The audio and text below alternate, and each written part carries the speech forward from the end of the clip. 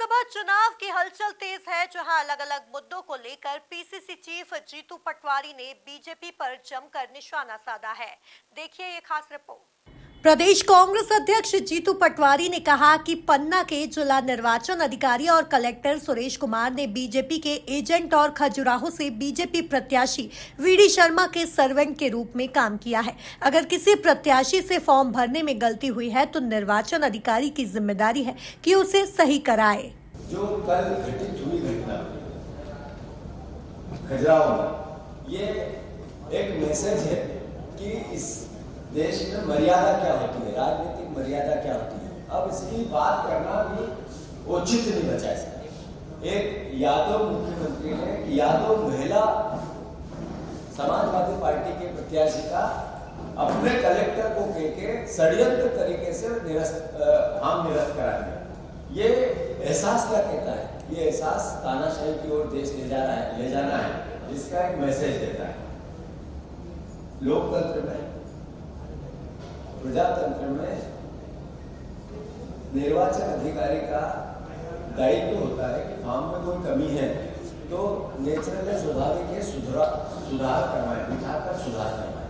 उन्होंने कहा कि इंडिया गठबंधन की राष्ट्रीय स्तर पर हुई बैठक के बाद प्रदेश स्तर पर बैठक हुई है, जिसमें बीजेपी गठबंधन के खिलाफ मिलकर लड़ने का फैसला किया गया है।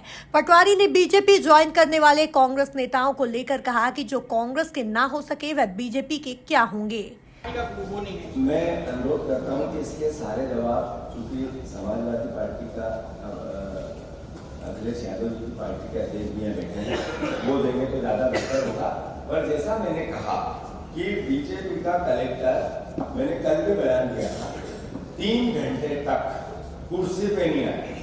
जो प्रत्याशी था वही उसके प्रत्येक दर से वीडियो भी है और उसका वो सब हम जैसे कोर्ट में ले जाने के लिए जो कार्रवाई करनी पड़ती है, उसके लिए इंडिया गठबंधन में जो समाजवादी पार्टी में जो 12 बजे जाएंगे प्रत्याशी और उनकी पत्नी वहां कांग्रेस के और गठबंधन के कार्यकर्ताओं के साथ कलेक्टर ऑफिस में बैठे। कलेक्टर 3 घंटे तक आए ही। निर्वाचन अधिकारी होता है, जिला निर्वाचन अधिकारी, संसदीय निर्वाचन अधिकारी। ये बात तो मैं खुद साक्षी हूँ। मैंने कलेक्टर को मेरे रिकॉर्ड में देख ले 10 बार फोन लगाया, मैसेज किए, मेरा फोन उठाया। एक पार्टी के विपक्ष के नेता के प्रदेश अध्यक्ष का उन्होंने फोन उठाया। अनुपम राजन जो जिला निर्वाचन अधिकारी मध्य प्रदेश के हैं, उनसे मेरी बात हुई, स्टेट के हैं, उनसे मेरी बात हुई।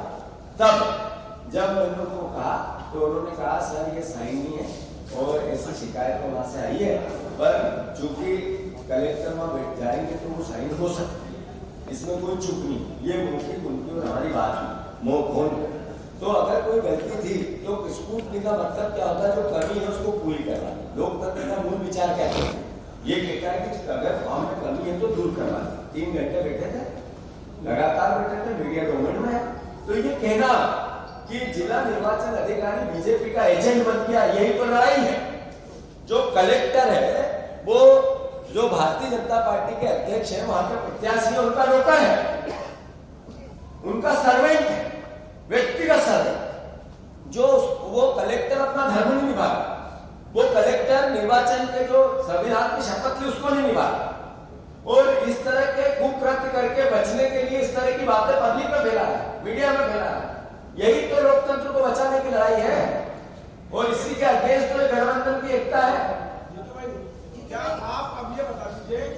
पटवारी ने कहा कि बीजेपी 1 लाख कार्यकर्ताओं को ज्वाइन कराने के झूठे दावे करती है। यह प्रदेश की जनता पर मनोवैज्ञानिक प्रेशर बनाने के लिए की जाने वाली बात है। जिस हाल में 500 कार्यकर्ता नहीं इकट्ठे हो सकते हैं, वहां बीजेपी 20,000 लोगों को बीजेपी ज्वाइन करा रही है।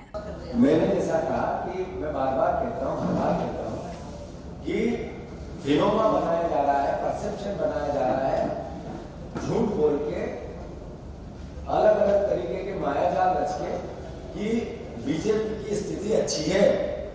अगर अच्छी होती, बहुत अच्छी होती, तो कांग्रेस के क्राइम करने वाले लोगों को, रेता ढोने वाले लोगों को, प्रेशर चलाने वाले लोगों को दोनों हाथ फैला के क्यों लेते हैं?